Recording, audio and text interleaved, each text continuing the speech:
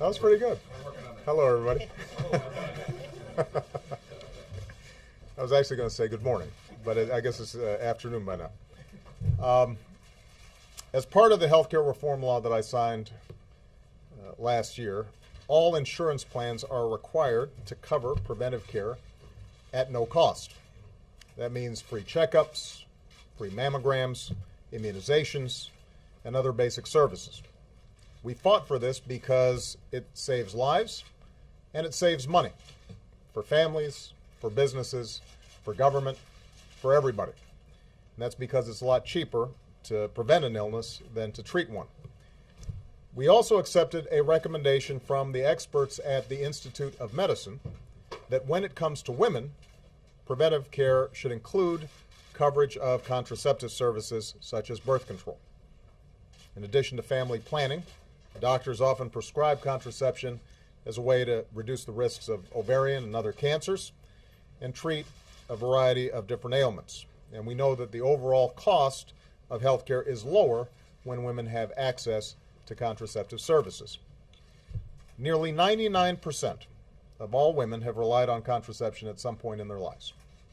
99%.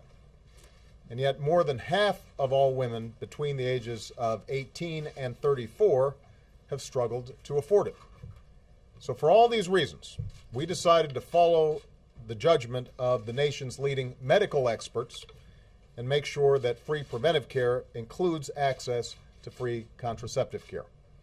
Whether you're a teacher or a small businesswoman or a nurse or a janitor, no woman's health should depend on who she is or where she works or how much money she makes.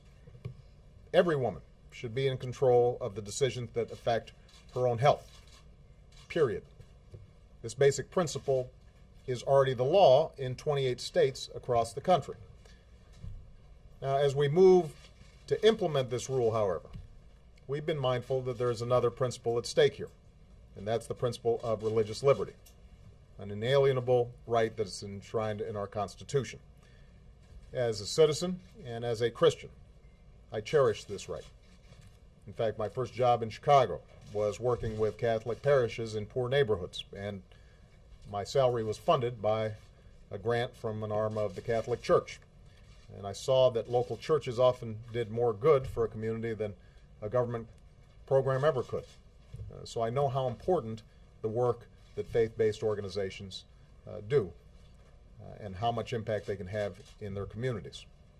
I also know that some religious institutions, particularly those affiliated with the Catholic Church, have a religious objection to directly providing insurance that covers contraceptive services for their employees.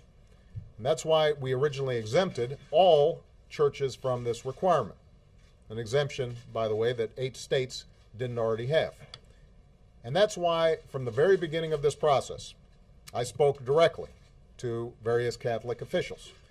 And I promised that before finalizing the rule as it applied to them, we would spend the next year working with institutions like Catholic hospitals and Catholic universities to find an equitable solution that protects religious liberty and ensures that every woman has access to the care that she needs.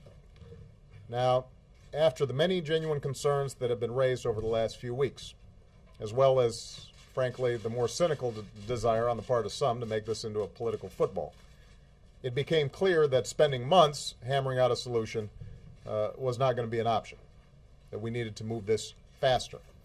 So last week I directed the Department of Health and Human Services to speed up the process that had already been envisioned.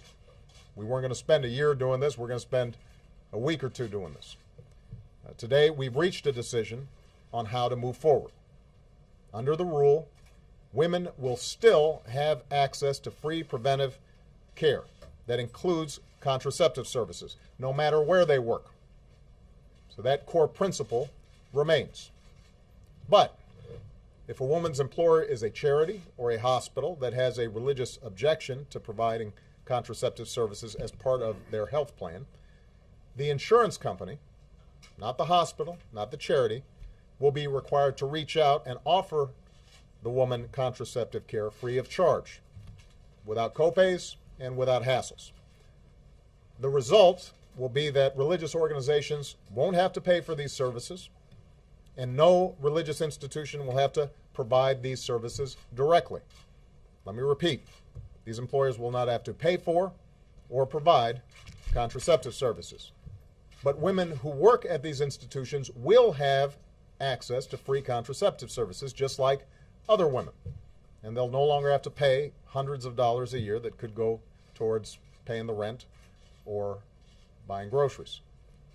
Now, I've been confident from the start that we could work out a sensible approach here, just as I promised. I understand some folks in Washington may want to treat this as another political wedge issue, but it shouldn't be. I certainly never saw it that way. This is an issue where people of goodwill on both sides of the debate have been sorted through some very complicated questions to find a solution that works for everyone. With today's announcement, we've done that.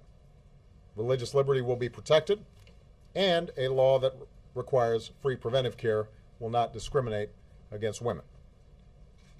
And we live in a pluralistic society where we're not going to agree on every single issue or share every belief. That doesn't mean that we have to choose between individual liberty and basic fairness for all Americans. We are unique among nations for having been founded upon both these principles, and our obligation as citizens is to carry them forward. I have complete faith that we can do that. Thank you very much, everybody.